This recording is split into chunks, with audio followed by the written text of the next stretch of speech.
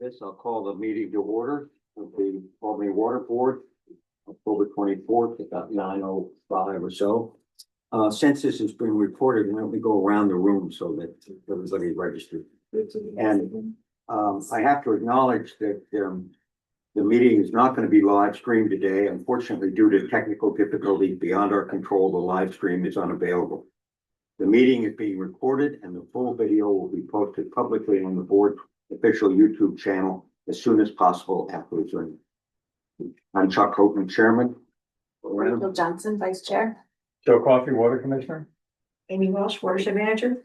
Justin Shieldline, Operations Manager. Jody Davini, Water Treatment Plant Facilities Manager. Sarah Terrell, Human Resources Generals. Laura Golfo, Council. Bill Simcoe, Deputy Commissioner.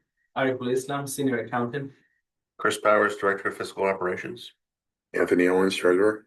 Rebecca Calvin, Supervising Engineer. Karen Wilkes, Assistant. I want to report all board members were present with the exception of James Roselle, who is excused. He had a doctor's appointment.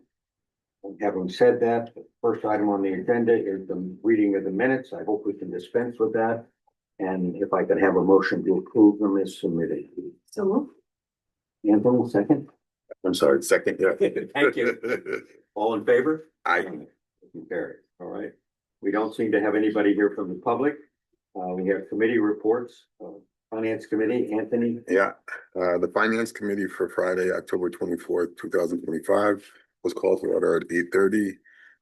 All board members were present, except for Jim Purcell, who had an excused absence. So, Chuck Holton is present. The chairman, Rachel Johnson, our vice chair. Staff members, Joe Coffey, Commissioner Bill Simcoe, Deputy Commissioner Chris Powers, our Director of Fiscal Ops, Arif Islam, our Senior Accountant, Joe D. Giovini, our Water Treatment Plant Manager, Sarah Terrell, our HR Generalist, Karen Wilkes, our Executive Assistant, Board Advisor, Laura Goffo, our Attorney. Chris Powers did a great job presenting our financials for the month ending September 30. Our 2026 budget processes are in place to confirm the expected budget. There was no new business. There was no reason to enter into executive session. The next meeting will be determined, and the meeting or the committee meeting was adjourned at 9 a.m. Any questions, comments from board? Move on. Commissioners report. So, Eric, can you call, put the Cape Dry one up first? And, you slide up. All the way.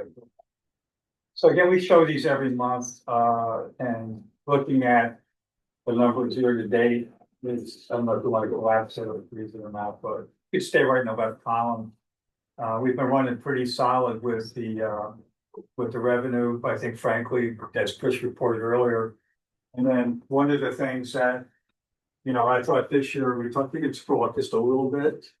Looking at it pretty good. I'd still like the word even in a not-for-profit gross margin.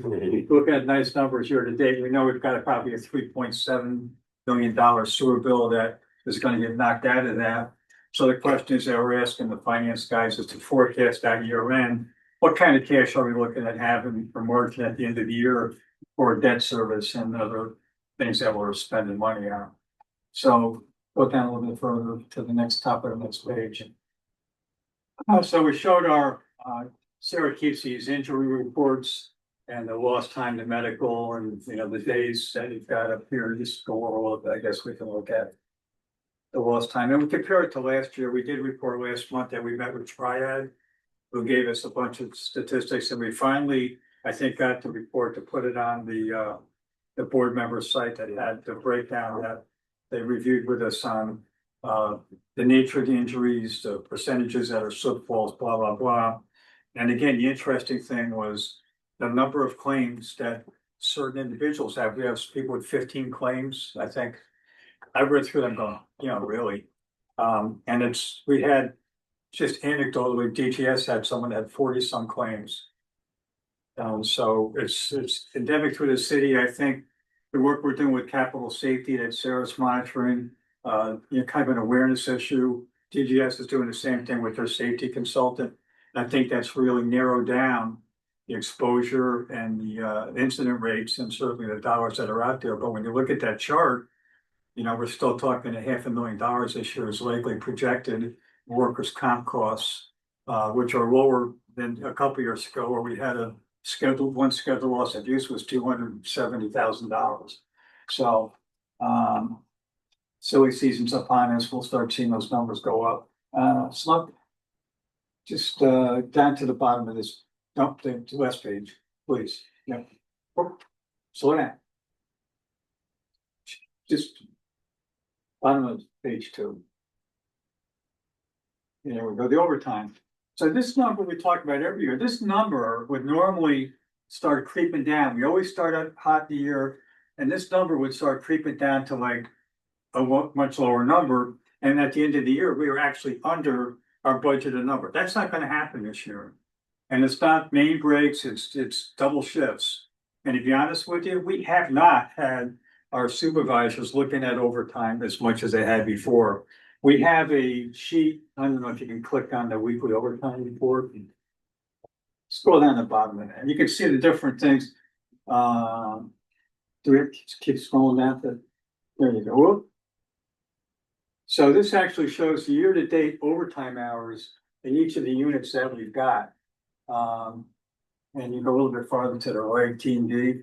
We need to look at this.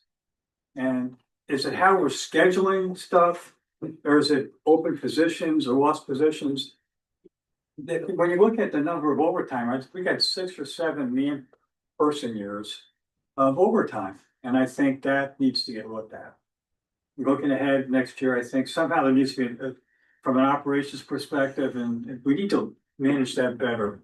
It's too high, I think. My homework. Joe was part of the problem of the length of time it took to get replacement people. That's part of the problem. Yeah. In my view, we don't really have minimum staff issues. And we'll be calling somebody in to fill a position where we're not digging, on the night shift. We need to look at what we're doing. In my view, let's go back to the monthly. I don't want to dwell on it, just we can do better. And Amy, there's something I'm going to ask you to talk about on the alcohol. Let's scroll a little bit. So right now we're about 84%. Actually, now we're down at 612 and something. So we're almost 6 feet under spill. So we're probably under 80% of capacity, which, frankly, we're almost normal for the year. Are we starting to look at any long-term hydrologic forecasting of what NOAA's telling us? We're always kind of paying attention to that. And right now, with the rain we've had recently, we've kind of recharged all of the wetlands and the waters around the reservoirs. So this is the point where we should start to See a respond. little higher runoff coefficient with Yeah, future rain. This is the 'Cause first it's month. dry. Yesterday was the first month that the streams had water in them, and Yeah. actually were full. Well, not full, but they had quite a bit. So this is the time of year that Amy and her folks will start looking at where are we with alcove elevation? What's the 90-day or 60, 90-day winter forecast look like for precipitation? Then we make a decision whether or not we have to augment from basic, which we always don't want to really do unless we have to. But and just to show you some connected thoughts on that, scroll down a little bit. Little bit, one more. Oh, right there is good. So just look at, this is the water that we're putting out of the plant on an average day, 15 million gallons a day, we're putting on average. This is the county sewer district. This is the flow, the top number is what's going, the combined sewer going into the south plant, and this is the total flow.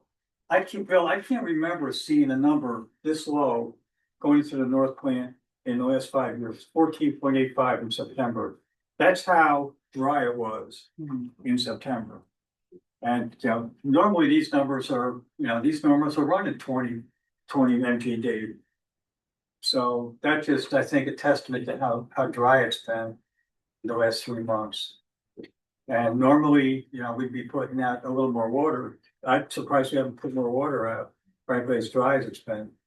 So people must be buying their vegetables instead of growing. That's kind of what I think about. But that's just an anecdote that I wanted to share. I'm not sure if there's any other KPIs in there that are worthy of looking at.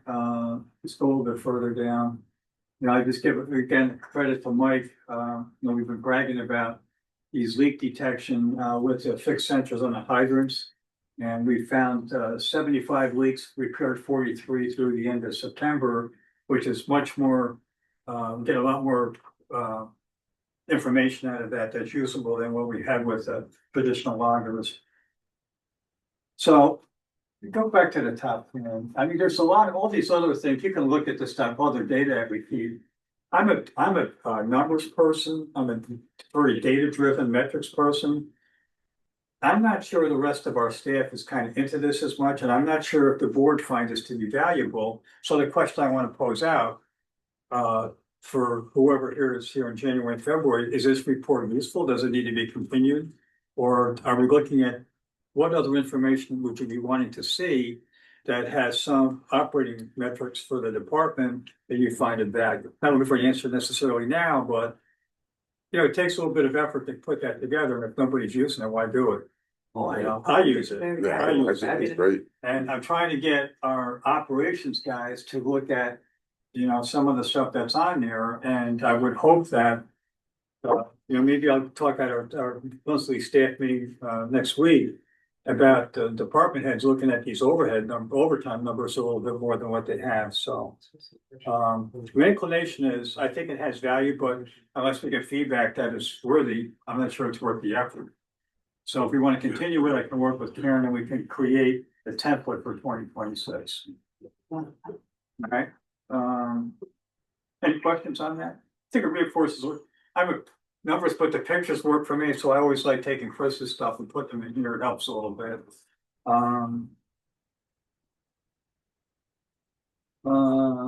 Probably want this commissioner matrix thing. One of the things that we can make that smaller just to show make it a lot smaller. One of the things that came up in the evaluation is what tasks do I have? What do I do over the course of the year? And when I put the thing together, it was about 5% of what Karen put together. I guess I was just kind of looking at the executive summary, but Karen really helped me look at the different things that we do in the department, governance and oversight related. To scroll down a little bit, and this is for your reading pleasure. Some of the planning things that we've on operations management and labor relations, safety, blah blah blah. And what we try to do here is who is the person in the department, if you look through these, that is kind of the person I work with, or that does most of the work actually, that helps us fill some of these slots. So, and then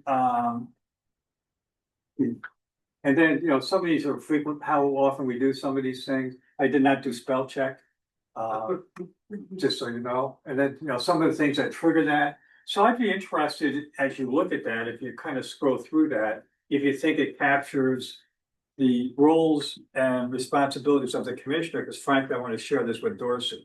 Yeah. All right. I thought it did. I did have one thought in reviewing this, though, and it's actually a question for Laura, and maybe we'll figure it out when we do our annual policy review. Yes. But the procurement officer, I think our policies require us to have a resolution. And so it wouldn't just go to the CFO, at least the way that I read the wording. So Okay, maybe we just want to do that before Joe leaves to codify. okay. And there might be a few other things, but that was the one thing reviewing this that triggered it. Yeah, let's make sure we get that. So anything else that kind of looks for that, do you think that needs to get, massaged a little bit? Or if there's anything that we grossly missed? I don't think Karen could have missed anything if I gone through this. I had planned on spending last week, recreation, I spent last week looking at this. So that, I think that was responsive to what you had asked us to put Yeah, together. very interesting. Thank you, Okay. Karen. Thanks, Karen. Did I put anything else up here that I wanted to look at? One more, this. This is probably more for the discussion when we start talking with some of the rates. I did ask Chris to, and I asked Bill kind of the same thing, what's our, debt service ratio over the past few years, and, we talked about it's going down, but what is it actually? And I wanted to really get a handle, what our year-end, what I call reserve funds are. And as you can see, we took a ton of money out in 19, and I don't remember if that was Bill's vacation home or what that was, but I can't remember exactly, Bill. I know something. No. I think this isn't being straight. But one of the things I was glad to see, and frankly, I wasn't sure that it stayed as steady as it did here. But we're looking at, between $8 and $10 million, pretty steady for a reserve. And the one thing, Chris, I didn't do, but I'm gonna give you, we've got a book of benchmarking stats that AWWA puts out. Okay.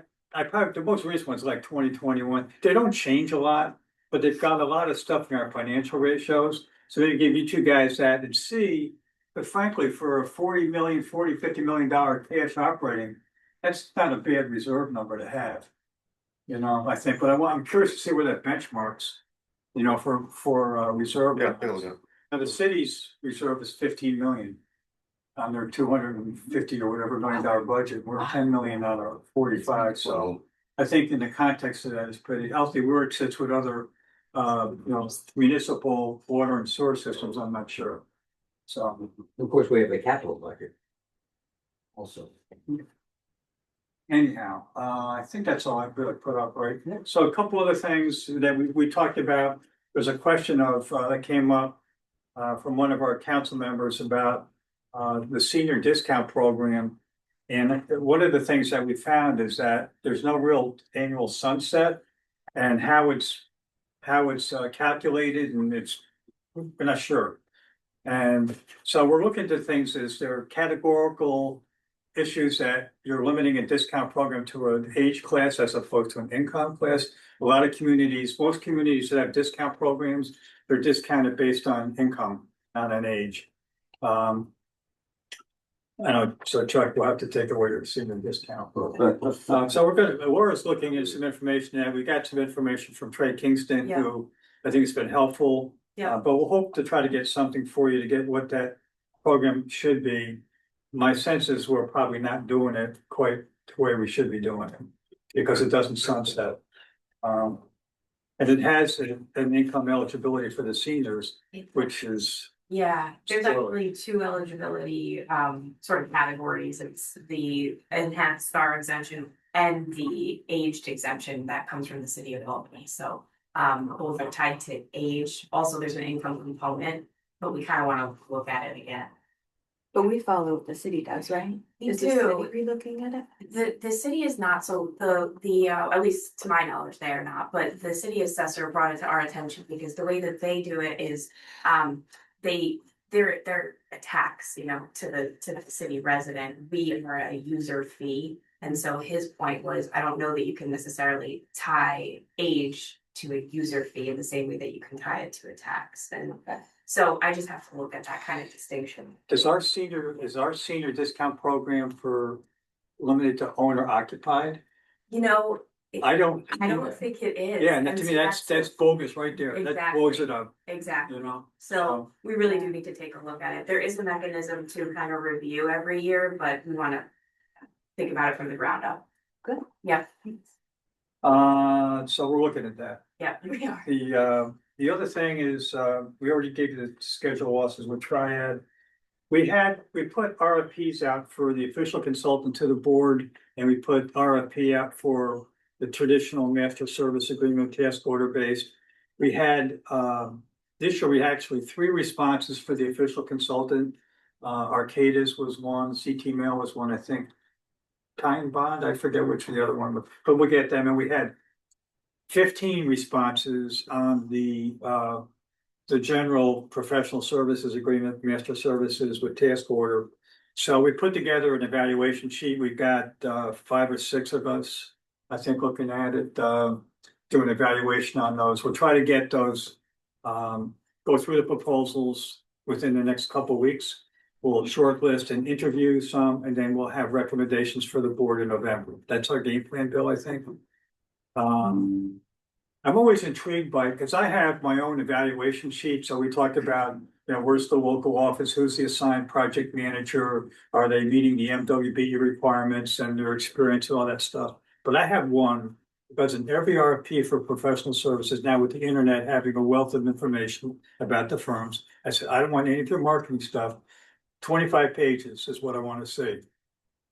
So usually I give them a little bit of benefit of that, but the one that had 91 pages, you know, you can't follow instructions, you know, so it's just the little things that kind of drive me anyhow. So any questions on what we've got for my part?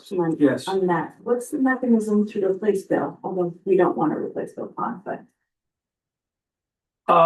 If Bill was thinking about not doing something, we would RFP that. Okay. We would We got a RFP. ruling from Joe Scott's office, so. We would, Okay. well, we would do that. I think that's just for any professional service. Yeah. We would do a RFP for a rate consultant. And we would identify what that scope of service is, like we would for any other professional service, like the accounting firm we do. Mhm. If, like the law firm, we do the same thing for any For professional service like that, yeah. I asked him on the phone yesterday what his plans were, he wouldn't say. So he was gonna be around for a while, I think. I hope so. Good. Okay. Bill.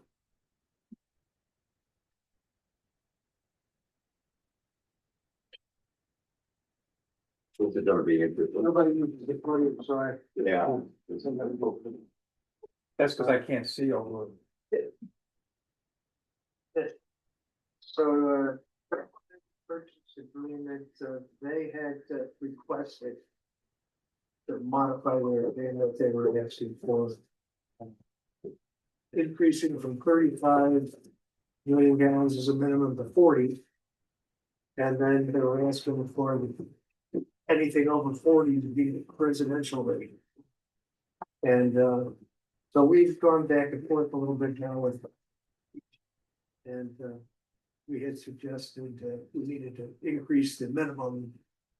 And then they were asking if we were going to accept residential rate, would we consider above the minimum to do with the tier 1 rate and not getting to the tier 2 rate? So I think at the moment where we're at is Bethlehem is looking for 60 million gallons and above 60 million gallons at the tier 1 rate. So that's what I've been asked by Bethlehem to put before the board. We just very recently that we've been looking at that. That would give us about $300,000 as a minimum purchase. And above that would be more. What they think is they're not, this year was a total outlier for them. They had to sell a lot of water to Selkirk Cogen. Because of the grid needing extra power this year, they think they won't be needing every year going forward. They won't be necessarily needing more than a minimum. So they didn't want to.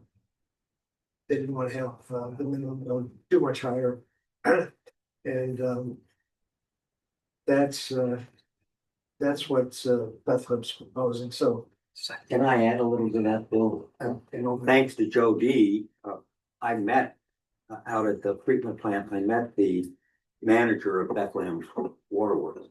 And their pricing system is exactly the opposite of ours. They charge, the more you use, the less you pay. And it's killing them. They have these big users and they're selling them at a very low rate. They're losing money on their big users. And I think it just goes to show as a compliment to Joe and Bill when they came in adjusting our pricing system, where the more you use, the more you pay. Which seems normal. Well, it is normal. It's called the Israeli pricing system. We're way ahead of everybody by using it. And it avoids the problems that Bethlehem is trying to do now. I think they lost like $400,000 this year. But they're intending to modify their rate, Yeah, their rate schedule. I suggested that to think about it. So that's what's proposed. Travel proposal is the next thing on the list here. There's a amendment to their contract that's, there's a resolution coming up in regard to that. And that had to do with, some extra work at the diversion power and some extra work with, their subconsultant doing the environmental work. So that's before the board, it's a resolution. It's CHA, there's a resolution in regard to additional work. We added work, over by the bathhouse. So we're doing some additional sewer repair for the sanitary sewer coming down from Englewood and doing some sewer separation work with storm and sanitary, just the proximity of the bathhouse.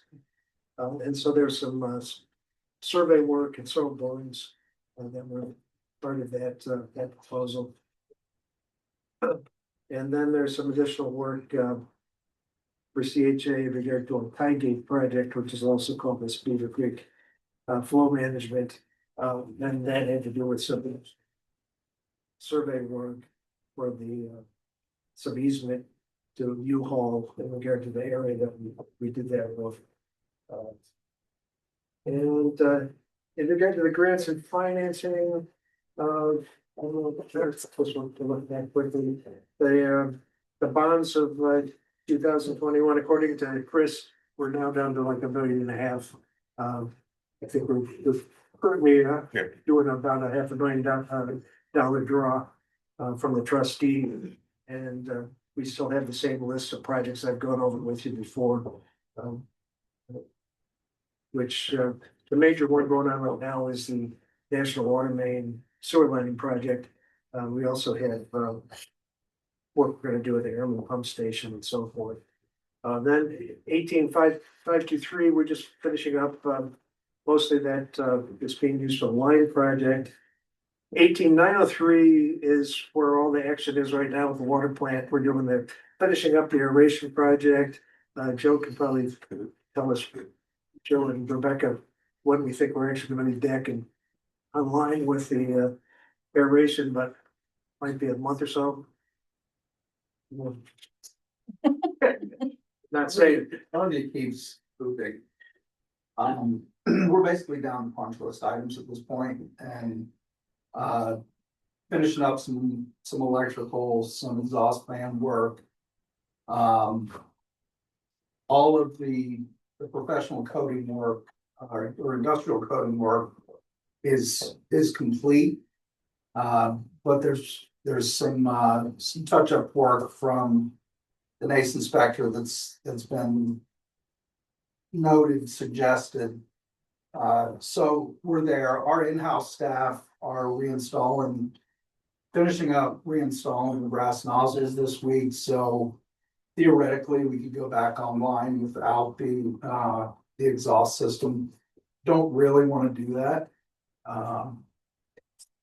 But I would say a month is probably a pretty good target, right? Yeah, the project was to damp-proof and improve the ventilation because that kind of a building kind of self-destructs masonry building with high humidity and basically unheated areas.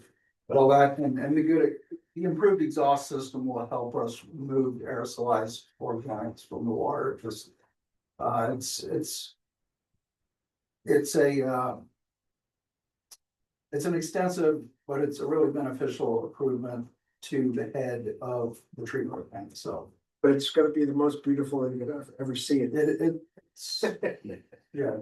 And of course, you're not gonna see what's underwater after we get back at operation. And so I think it's also a testament to our operators down at the filter plant because aeration is kind of an important pre-treatment.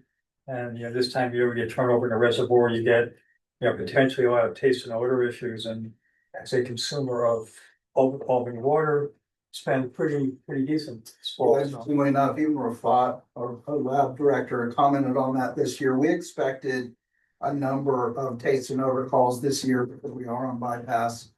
We're not using that oxidative process right at the headworks of the plant, and we haven't seen that. So I'm sure with those comments, we just jinxed ourselves. only Joe knows. Yeah, wait a minute, I'm ready. And the other part, with 18903 is the lineman maintenance building, and that building is now, in the middle of, being built around the frame, so. Well, the frame's complete, all the siding's complete. The last of the man doors are going in today.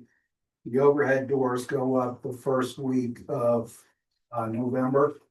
And then it'll be down to the plumbing, mechanical, HVAC type work, and we'll be at the tail end of that project as well.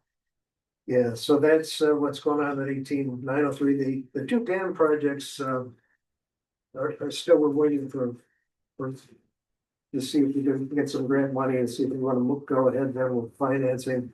We haven't yet received the 90% plans on the Rensselaer Lake. But we were expecting that, and then we'd be going into the permitting process with Rensselaer Lake plans. The 19554, the water main improvements, we're just waiting to find out a closing date. We've got a list of various water mains we're gonna be doing with that. One thing we're planning on adding, it would be Maiden Lane, because we've had discussions with the mayor's office, and we didn't have Maiden Lane identified as one of our water main projects, but because of the main break we had this year, we're gonna be proceeding with that. And we may need to do something in Newman Lane where we just haven't have a little bit possibly with some water main, so. We have had a little What bit did you of. define horrible? Like you fixed it once and then it broke again and then When you it have, broke when you again. have 900 feet of water main pipe and you had 15 breaks on it in the last 10 years, you know, that type of thing is not good. Horrible is people out of water for a day. Yeah, we've had a break, fixed it, broke again, fixed it, broke again, so three times in total and 24 hours people are without water. So that's that, lead service line replacement, Ian McKittrick is, it's got a lot of things going on with these various contracts with Newcastle and, Luigi. And, we just got an additional $500,000 in for, reimbursing our force account, our work we've done with our own forces, so. We haven't really gotten into, reimbursement yet on any Newcastle and Luigi things, but that's sort of held up by their own, trying to, do their proper MWBE participation. But that'll be hitting pretty soon. I want to mention Jacobson, Senator Jacobson. Yeah, we've had other folks contact us about just how we managed to be getting so much money and moving our program ahead. So I think other folks around the state are not in the same situation. Congressman Taco recommended the Senator Jacobson from East Hudson Valley who chairs some of the Assembly Committee. He has a hearing on November 20th, wanted us to testify about kind of the barriers to funding and what our experience has been. So Bill's talking to him about that. Yeah, so we've put in, as you see here in 19992 at the bottom of the second page, we put in $14 million. Our next round of funding, and then we'll see whether what we may be able to get for federal grant money against that. In this first round, we're pretty much all grant, but the next we'll just have to see. But anyway, at this point, we've got $9.5 million still remaining on the 12.8 that we have the lead service line replacement. We haven't really started using the 19609 inventory money, but we have been getting some expenses. We just haven't. We've been concentrating on getting disbursements on the lead service line replacement is a bigger amount of money. And fluoridation is moving ahead. We have Gallo. Gallo's doing the aeration project. Gallo's doing the fluoridation project, and they're working maybe Rebecca and, you can tell us where. Building that, would know. They are pouring concrete for the building and starting to pipe to the location for insertion into the flow, so. Moving along, hoping we'll get the roof on, it's a pretty small building, the treatment part of the building. Second week in November, I believe, the roof planks are gonna be in place. Then it's gonna be a scramble to get all the equipment in, tanks on site, so.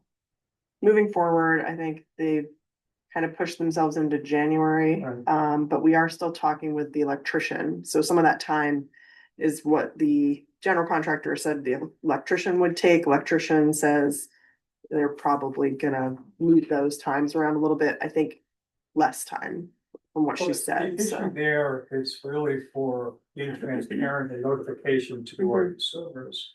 When, because of the 19 comments I got back, half of them were when. Yeah. You know, it's not so much yes or no. When are you gonna add it so we know what to do? We stop taking supplements, blah, blah, blah. So I think trying to get some clarity on that, we need to work with both the health department, because I know we need to get certifications and stuff from them on completed works. But with Bill and Steve, what's the mechanism for communication and outreach to the public? What does the health department want to see from us in the context of notification? You know, give them like a 30-day heads up and then boom, this is the day we're doing it.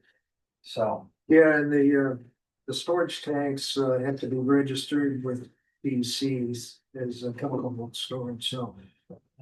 You have to have the tanks, after they're constructed, set up, DC has to sign off on a chemical storage registration. Can't receive chemical until you get a registration certificate. So that's being built. And long-term control plan, we have a couple of small projects that we're working on with eliminating a couple of regulators, but most of the expense now is with projects going on in Troy and Coes, and Troy's gonna be finishing their last project in December. That'll only leave one projects of the hose, and we'll be done with the construction projects, and next year, the big thing that we're gonna do with communities is post-construction compliance monitoring. Which is gonna be something like 16 to 20 weeks, weekly collection of samples.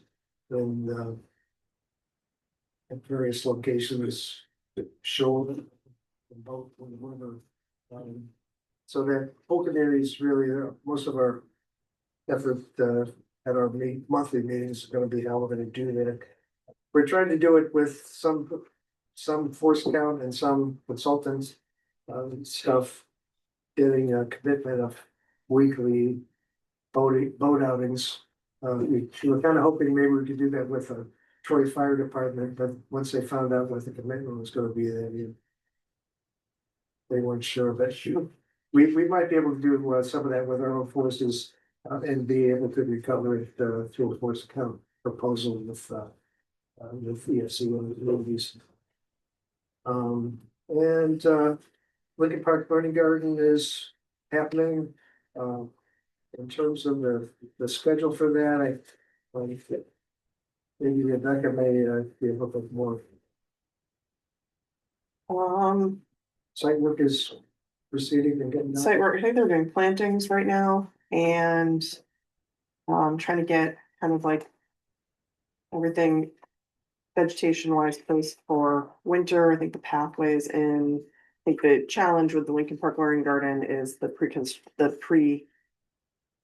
that building being ready.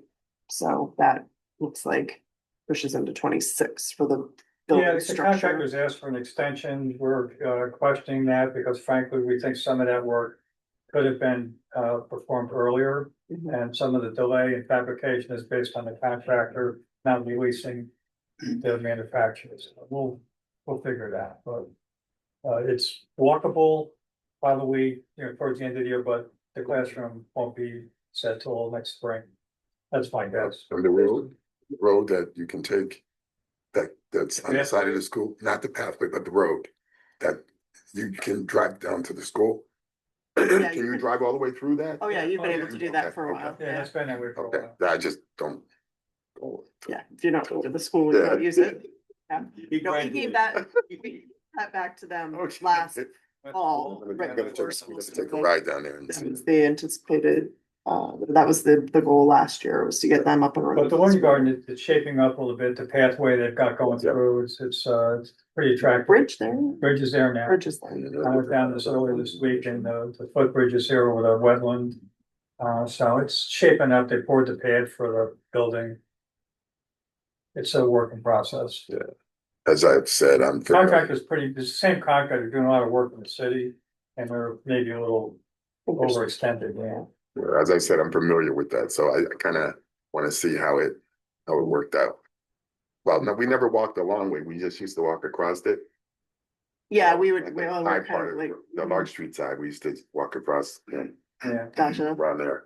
Could be, when it's all done, it's gonna be pretty. Right, that's Delaware Avenue, right? Delaware, yeah. Delaware Avenue, yeah. Yeah, so, Canterbury Road constructed wetlands, that's the same contractor we can, they're all done, their final pay apps been submitted. So that's, and then we're doing more work on Hackett, next year. Using some of the funding, the Evelyn grant funding, to do some more stormwater work on Hackett, including, we've got a stormwater detention system that's gonna be built in front of the Albany Academy in that swale by the ice rink. So that's coming up. Big tide gates, that's really all done. We're just headed towards the final payment on that. The sewers 1900, that's associated with that national water main. They've been doing their prep work and they're gonna be doing a lot of lighting work very soon on the street. Thurlow Terrace and sewer collection, both of those are about to close on the financing for them, so we're gonna be getting into the detailed design once we have the financing. And Gilman diversion, we're holding off on North Hawk Street. We think we're gonna get EFC's approval very soon, so that we can do that as a 2026 project. I think city engineer wants to be paving on Elm Street, so we were talking with them about exactly what timing is gonna be. So they can get out of, we can get out of the streets and they can pave. And that's it. There's some other things I've been working on with Laura. In regard to some easements and other things, site plan review stuff. I've been working with the joint venture with the folks for the New York State Public Health Life Sciences Lab. They're gonna be starting a directional drill for a 16-inch water main from Brevedore over to their campus, as part of a Albany Water Board water main extension that's being done by Gilbane Turner's joint venture team. Weissenberg is going to be the contractor, their contractor doing that. We also are coordinating with them because they're going to be bringing their electrical power and crossing our 20-inch and 24-inch mains on Washington Avenue. Their electrical substation stuff is sort of behind the Sefcu building. Over at June Creek Boulevard, they're gonna be bringing duct banks, 2 sets of duct banks, hopefully through that new thing. So that's all I got. Any questions for Bill or Joe? All right. I want to Thank add you. one thing to to our reports. What we'll probably start doing in future meetings with our senior staff people here is giving them a couple minutes each at future meetings, just to highlight a particular initiative or whatever's going on in their area. For example, Rebecca, we hired Tom Nevins, who's our project manager, started since the last board meeting. So now Rebecca's got no excuses. She's got a full house of staff people. No, all kidding aside, we got a full full team in there now. And Amy's got a bunch of stuff going on. Her seasonals are wrapping up their 6-month period. Sully already left and the rest of the folks are leaving in the next couple of days. And once again, we've had outstanding talent for the past 6 months that have contributed really in a positive way to all the work that Amy's watershed people are doing. So I told them that they kept the string going. They didn't screw anything up. They maintained the high bar for Amy's seasonals. They did a great job. So Amy's been great picking people out. They've done a great job for us. So Justin, probably what we'd be looking for you is to talk about some of the things operationally that either are challenges or things we're working on. Which are, yeah, overtime being one, thank you for hearing that. The other thing is, we're looking to get some positions filled. Get some things clarified that have been kind of out there for a while. And one thing that Joe D and I talked about, as you all know, Eric Hurley was tragically killed this month in a car accident. There is a memorial service for him tonight, local one up at Parker Funeral Home in Waterville at 4 to 6. And Joe and I were talking about, what can we do as a memorial or a memory for Eric? And we had an idea that, Joe, we wanted to kind of share. We're talking about the Lyman Maintenance Building. Want to kick around what we're thinking about? Yeah, so this liquid lime and maintenance project really was a byproduct of the upgrades in the lime process and the lime system that needed to take place at the plant. Trent Shaver and Eric Hurley attended a water management course out at SUNY Morrisville roughly 2.5 years ago now, and conceptually put on the back of a napkin this liquid lime design, if you want to call it that, or the idea of going liquid lime rather than we had actually gotten some preliminary work back with a pretty high price point. Long story short, we felt that Trent and Eric were really integral in this conceptually coming together.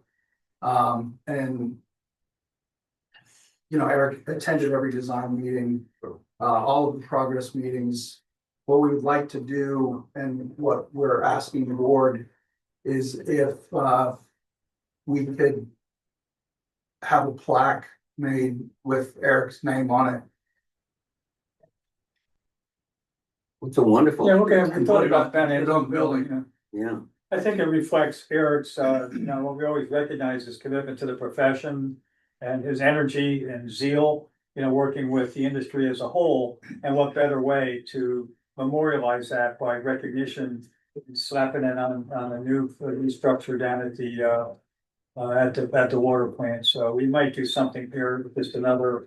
I like the visual that Steve Mercer put together. Yeah. We'll probably take that and put that into some kind of a bike and stick it on there in our reception as well, so. That's terrific. Special employees are, come few and far between. It's a good way to recognize and memorialize. And we had talked, before asking the board, we've talked internally. The staff at the plant was all for it as well. So. Good. You're comfortable with? Oh, yeah. Absolutely. Thank you. I definitely think that, as I say, it's the staff that keeps this thing going. And so, I'm always in favor of making sure that, the staff gets paid. I'm always in favor of making sure that we honor and support staff, because without what you guys do, it just won't be. And I don't think that the residents of the city of Albany, well, it's not that they don't want to, they can never really appreciate the work that you guys do, because water is simple for most people. You need water, you turn on the faucet. Take it for granted. We take it for granted. So again, this is an instance where, we do ribbon cuttings for the Learning Garden, we'll do ribbon cutting for this and ribbon. When we dedicate that building, that'd be a good way to dedicate that building. Yep. When we're ready to go sometime on a nice day in the springtime. I think that'd be something, I know Eric would be happy with it. And I did talk with his mother a few times as well, and it's a tough time for the family and his twin brothers and twin brother, and so we'll make sure we keep them in the loop and communicate with them the things that we do in that manner. Thank you. The next item on the agenda is Ilcon and rate structure discussion. We're gonna put that off until. We're gonna table that. Yeah. Laura? Kind of a light report this month, our tax challenges with the towns of Westerlo and Cleveland. We have an upcoming court conference next week, so I'll have a little bit of an understanding from there if a settlement can be reached or on the calendar for next year. And I'll have more to report likely in November on that. The Hickey purchase, I love for Amy to talk about it as well. This is, take it The away. subject matter expert. Yes, please do. Yeah, so it's with the WQIP Source Water Protection Grant. It's been a bit of a struggle to find properties with, but you all know we closed on the Brat property, that one. Which was fantastic, but this is the property that I've been hoping to get with this grant. It's contiguous with our Alcove property, and it has a classified stream that runs through it. So this is just, it's 122 acres forested lot that is developable. So it's a really great parcel, and the owners are happy to, or they're willing to go through this long, arduous process of the grant process. So they've agreed to the appraisal price. Yeah. So we're able to hopefully move forward with the purchase of the property to the grant. Yeah. So I know, it's exciting. So you have two resolutions regarding that acquisition. The first one is going to be accepting the appraisal report and then authorizing our commissioner to negotiate the acquisition of the property and sign all documents relative to the acquisition of that. And then there's. Do we need to provide any of our money for it?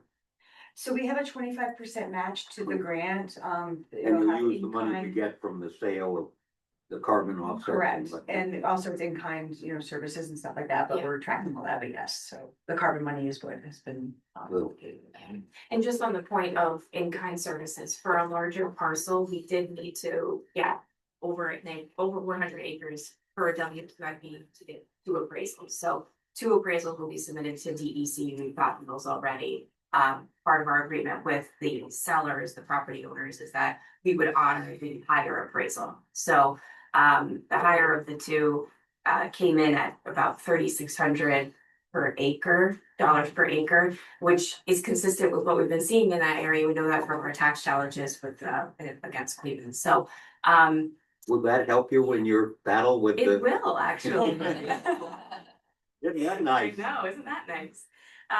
So that's great news. And and then an additional point to this too is because it's an acquisition of over 100 acres, this requires us to designate this as a type 1 action under seeker, which requires a little bit more extensive environmental review. So that's your second resolution regarding the Hickey property, is for Labella to help us through that. Might you take a second and update the staff on where you stand with the appraisals? What we're paying Westerlo in terms of Yes. rates versus what you found What out? we found, so sure, so Westerlo, so just kind of taking a jump back to the tax challenges, we have found that Westerlo's tax assessments of the properties for 2023, 2024, and 2025 have shown $15,000 per acre. That's what they're assessing the properties in Westerlo. Cleveland's is showing right around $6,500 per acre. And what we've been seeing is that we probably should be more in the range of 2,000 to maybe 5,000. So a $4,000 per acre settlement with each of these towns would be a win for us. So, that's what we've been seeing. And again, we've been getting appraisals for our acquisition properties, and those have been consistent. Just to put it in a context, we're paying $1,700,000 a year in taxes. It's a lot of money. Yeah. And Laura's been working on getting that number down. It would be helpful. Yep. Along those lines, assuming we get the purchase of the 122 acres. Yes. Come January, before January, will that just be a separate part, like a separate tax bill from the company? Do we know? Yeah, it will. So it'll be if it's ours as of March 1st of next okay. year, then it will be an item that will be on the tax roll for us. So they will lump it Yeah. together for us. Yes. Oh, interesting. We roll that into the easement? We could, we'd have to talk to Mohawk Hudson Land Conservancy on that. I mean, you speak, you. Well, and then we're working on some other easement projects that I'm working with Mohawk Land Conservancy, so if we purchase the easement, they would take it over from us, because we're not easement managers. And I don't want us to be. Yes. So they've agreed to take on these easements, if we can move forward with easements rather than purchase. And I just actually walked a property with Megan, who's a new Sarah Walsh. Sarah Walsh left a property yesterday with her to look at it, and they're interested, Mark and she are interested in taking on that easement of the property. And nature conserve, there's a group of properties in northern Clemens and Northwest Orlo in the Alcove watershed that the TNC and Mohawk Land Conservancy have a high priority, have identified as very high priority for easements. And this is one of them. It's a cluster that connects some of their other properties. So we're trying to work together to gain easements on those properties. Just for the record, Lisa Von Jensen, my partner, is on the board of the Mohawk Hudson Land Conservancy. And we have a China wall there. It's okay. I'm sorry. With solar. Yeah, we're kind of, so I can't remember if it was September or August. We had a resolution before the board that would grant a license agreement to a solar project in Clemens. And that is for, pretty narrow slice over the waterborne pipeline for access over it. They need to be able to access their project site. In talking with them, they need it to be permanent. They need a permanent easement. So I need to figure out with them and Bill's pointed me to it, but whether or not the property owner from whom the developer is leasing the project site already has access over the water board's property. So we need to just do a little digging on our end. I seem to be missing the developer. We might be talking past each other a little bit. So I think we need to kind of nail that down, and I don't know if there's any records I can provide or look for on our end. I'm happy to work with you already. Okay. I know I have an email from you, I've just been in the field all week, so we'll get. Yeah, but that's just something that might come before the board again, if we can't affirmatively establish that they've already had access over the site. And we started working with National Grid and that he's looking for. Yeah, Their plans. Ellsworth substation rate. Where are we with Habitat on Orange Street? Yeah, they're waiting on me to just kind of give them a sign off on the easements that they've provided to me. I need to just go ahead and take a look at what they've drafted. And then I think we're good on the easement side in terms of acquisition of 165 Orange Street. We can do that pretty quickly. I wanted to grab some title documents from that. Gotcha. Yep. And PFAS. Yeah, I think testing is, Oh, so yeah, I think we reported before with this, national class action lawsuit on PFAS. We had, with the analysis we did, we do tributaries and everything, we found we had immeasurable but not detected, to figure out what the hell that means. yeah. So we had a number bigger than zero, but less than what they call the practical quantification limit. Minimum detection level, I don't know what you want to call it, but. Right. So we actually had a hit, so that, we were in phase one, we passed the phase one threshold. So to do that phase two, you gotta take samples Yeah. before January 1, we just took those. Great, But we took them only in the reservoir, correct? correct. Yeah, so we probably won't find anything, which Okay. would take us out of phase two, I think that's how that works, but. Yeah. Unless somebody puts their finger on the, Well, we the will- scale, but no, we. So that's just an update on that one. Okay. I think that's all we had going, right? Any Your questions? discount. I think you all ought to know that Laura works for one of the best firms in. A repeat Time winner. Union or? Yeah, it's the Albany Business Review. You Yeah. get, yeah. Best, Best friends. repeat winner, was that 3 times in a row? Every since they've been open, so 2020, they opened. It's probably because you have one of the best clients. That's right. Yeah. I'll explain to you how they get picked. Yeah. All right. Communication report, Steve Merchant's on vacation, but, Well, actually, he's on he had carpal tunnel surgery. oh, So after working there for a year and a half, beat me over the head with the same right hand with a bat for the last 2 years. He finally got that repaired. So he's back in action. He'll be back next week. But Good. his report, I think, was in it's the, in the packet, Yeah. yeah.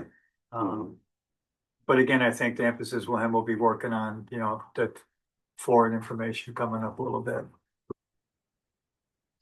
Can we do the resolution? I have one new business item. We're not streaming anything, right? No, Recording. Huh? We're just recording. No, we're not streaming. All We're right, just stop the recording. record. This is like, can I ask for an executive session to discuss the potential, what is that? Real estate issues. Okay. we need a motion to Yes, go into please. executive session. Yeah. May I have a second? Second. All right, all in favor? Aye. Okay, so you're not recording? Um,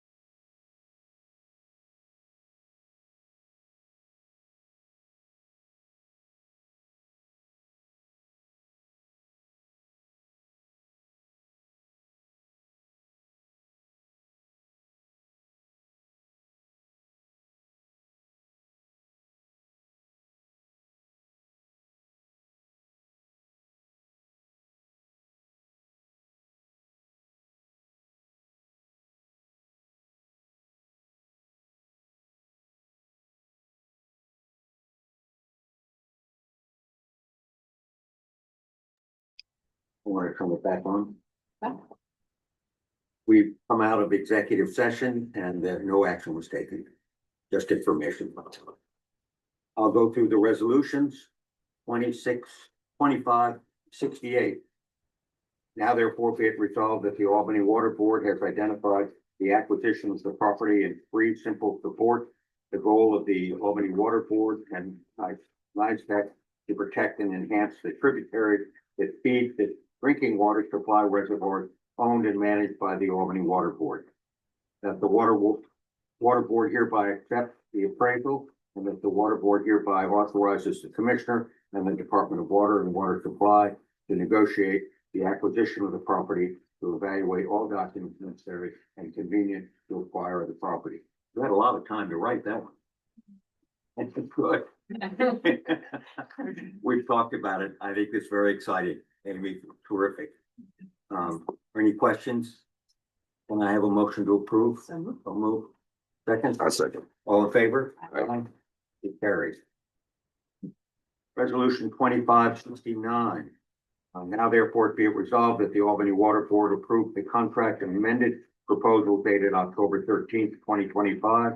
Annexed here to is Appendix A and agrees to compensate CHA for the work contemplated by the contract amendment proposal tasks 4 and 5. in the amount not to exceed $46,900. The new total task fee for the project is $600,021,300. Bill, you want to add anything to that? You talked about it. Did you say CHA? Yeah. Hmm? Novel.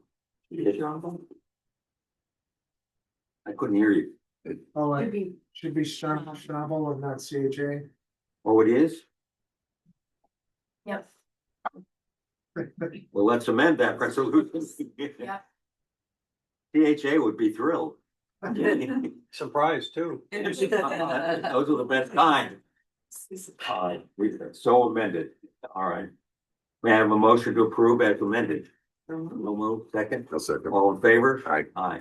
Nice catch. Thank you. Resolution 2570. Now therefore be it resolved that the Albany Water Board hereby awards the Beaver Creek Clean River Project heating upgrade to the lowest responsible bidder, Flatch Industries. Is that correct? Black. Okay, we got that one. Of Selkirk, New York, for the contract amount of $129,960. And hereby authorizes the chairman to execute all necessary documents to enter into the contract with Flatch Industries.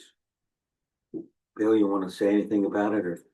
Yeah, the space where the screens, the info channel with screens, the original design with no heat in it. Right. We wanted to, actually, we had discussions with DEC about whether we shut the screens down, we'll shut down, 0 degrees and lower. As we're concerned about the screens and how the screen controls are set up to not necessarily work properly. So we're adding some heat into that influence area. And Rebecca gets a lot of credit for that, but and Frank was the low and only. yeah, and the support documents were pretty clear. May I have a motion to approve? Second, all in favor? Aye. Aye, motion carries. Resolution 2571.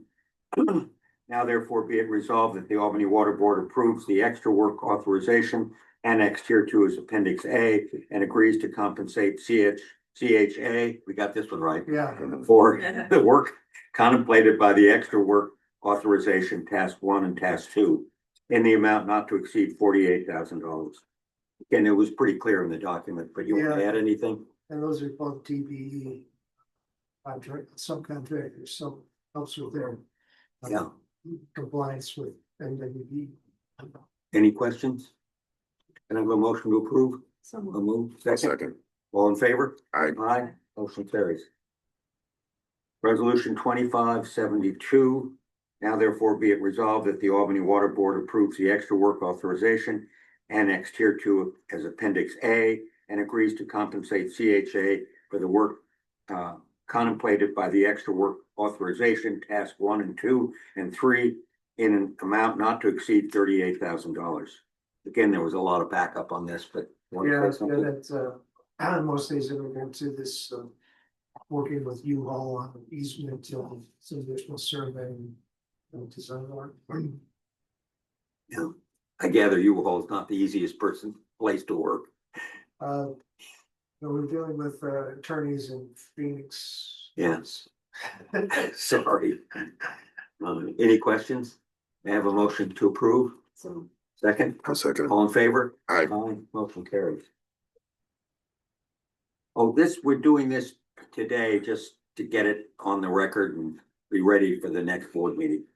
Now therefore be it resolved that the Albany Water Board authorizes the chair to schedule a public hearing for proposal to modify the current schedule of water and sewer rates. And Karen and Joe and Bill have all been talking about this, and I think the earliest we can do this is December 15th. So you'll have a public hearing then. There are no questions. Can I have a motion to approve? So I'll move. Second, I'll second. all in favor? Aye. Thank you. There. Resolution 83. Chuck, we had to add that one last minute. The one that is actually supposed to Wait a be minute. 73. Don't have it. Can you read it? I That was the, Just the one that came in last night? Yeah. Oh, I missed it. okay, that's okay. Territory. Did we find it in there? All right. Thanks, Chuck.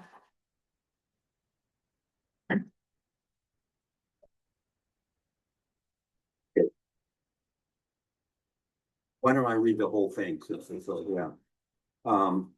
Resolution 2573. Whereas the Albany Water Board is a locally authorized establishment under New York State Public Authorities Law. Whereas pursuant to the New York Public Authorities Law, the Albany Water Board has the power to enter into contracts and agreements. Well, okay.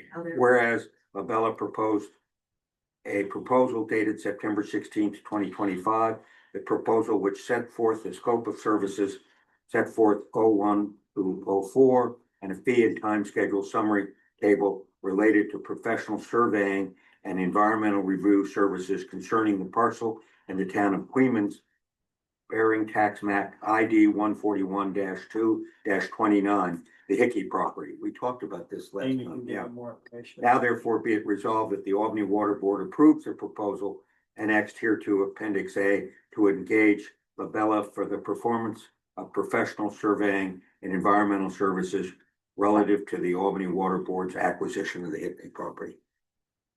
Yeah, so we talked about this a little bit during the regular meeting, during my council report. This is the environmental services and surveying work that we need to have done with regard to the Hickey property.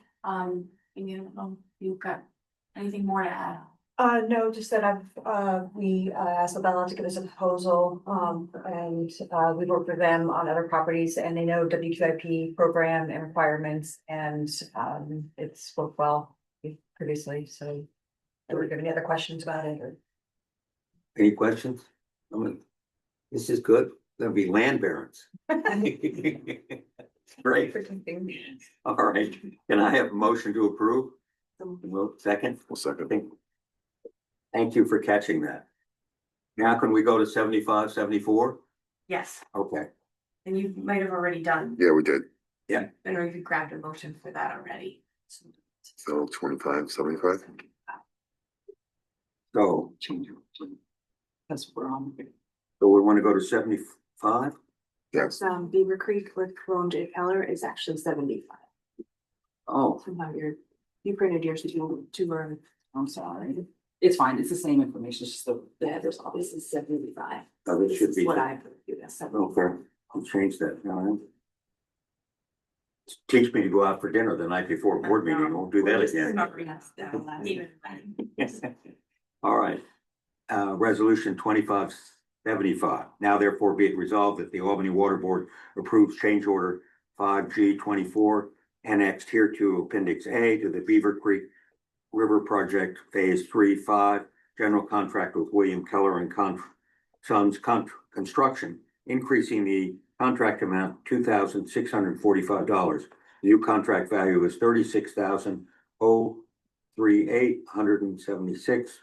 $36,038.76.82.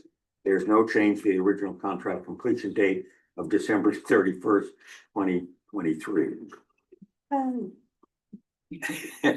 You want to talk about it? Basically, we had a motor that failed and and they repaired it for free. But what we ended up doing is paying the difference to get a new motor is all. So, just Who's in the because, data? yeah. It just makes a little bit more sense to have that new motor as opposed to repairing something that failed so quickly. So, Any questions, comments? Motion approved. so Second? All in favor? Aye. Aye. Now, are the numbers messed up? What's the next one? So this is, Yeah, 76. Yeah, you're in place with, Is it good? yes. Okay. Oh, I see. I got 270, I got 2575. It's the same as 2576 off the members page. Okay.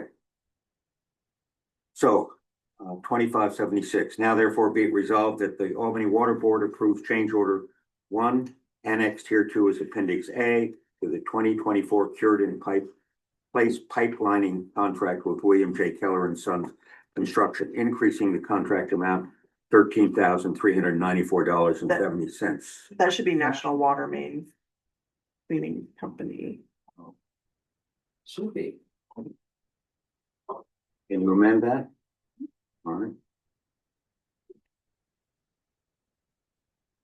You better run these by. Okay, as amended, the extending the contract completion date from October 1st, 2025. The new contract value is $985,470.20. The new contract completion date is December 31st, 2025. You want to add anything? You're here. I'm actually not sure what the amount is regarding. I think we might have added a street potentially, and then the date extension is just, we found a lot of more difficult repairs. The best way to describe it, so. Okay. Any questions, comments? Motion approved. All second, all in favor? Motion carries. I think we got it. So who signs these that James is in here? Pardon? Who signs them? You signed the resolution that James is not here today, so you sign it? Okay. Okay. Is there any other business you all want to bring up, Bill? Just in regard to this Bethlehem purchase agreement, that just I proceed to work with Laura. Get something working as a bill out between town and us. And then you'll come back, do you think the next board meeting or later in the year? Well, there's only two more months. Well, we have an existing contract. We're talking about amending the contract. Right, if they want it to be something that's in effect in 2026. Their goal is having it ready for January. Because they shouldn't be drawing too much now, right? Not taking anything if. Okay. So there's no rush. Because this would Well, that be, can change tomorrow. well, this would be inconsistent with our Loudonville contract.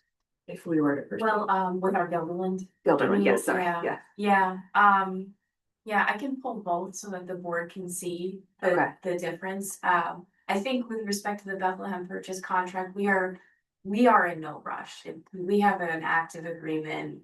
Right. It's totally within the board's discretion to even enter into these sort of negotiations, but we're seeing a municipality ask for a break on something, and I think if it makes financial sense as we think about the budget, it's something that the board could consider, but I just want to note, I know we've already said it, we have an active agreement.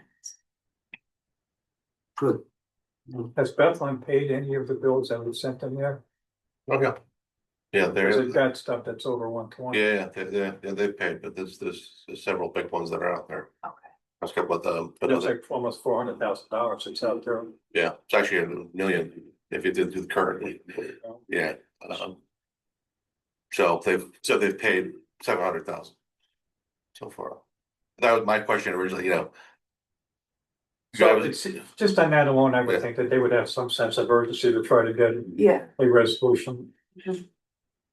But the view is that next year they're not gonna take as much volume. Right. This So is what's gonna the benefit, hurry? so this is gonna benefit us if we also restructure, get some more. Last year it was 35 billion, I guess, gallons, and we got $167,000 up front. This proposal is we basically double that and we get almost 400,000 up front until that next tier kicks. So that could work, well, otherwise don't change. This is benefiting us, but if you think you're gonna do less next year, Yeah. then it Yeah, I behooves us like to the first negotiate. part, it's the second part and not using our normal rate structures. Yes. I need to think about because we have big business in Albany with that don't get the break, so Right. I don't know, that's optics and It's fair, so, Yeah. very Think fair. about yeah, we'll think about it. Okay. And we'll save some time. We have to talk about rates at the next board meeting. Yeah, we will. And the next board meeting is November 21st at 9 o'clock. And if there's no other business, I'd like a motion to adjourn. So move. Second, all in favor? Aye. Thank you all. You guys are lucky, this meeting didn't went long. This is I think just be prepared for what over. I am sorry.